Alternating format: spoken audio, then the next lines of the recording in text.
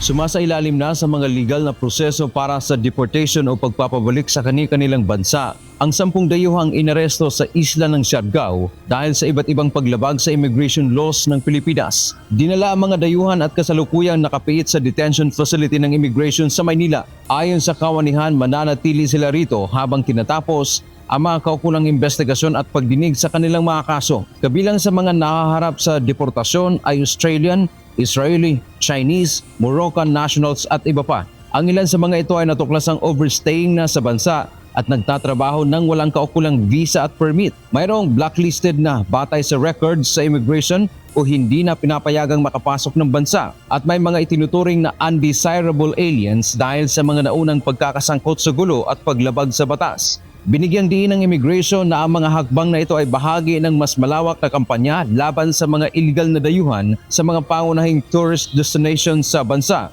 Inaasahang magpapatuloy ang mga katulad na operasyon ng BI upang matiyak na tanging ang mga dayuhang sumusunod sa batas ang malayang makapananatili sa Pilipinas. Dante Amento, UNTV, News and Rescue. Diyos ang aming sandigan, serbisyo publiko ang aming pinahahalagahan.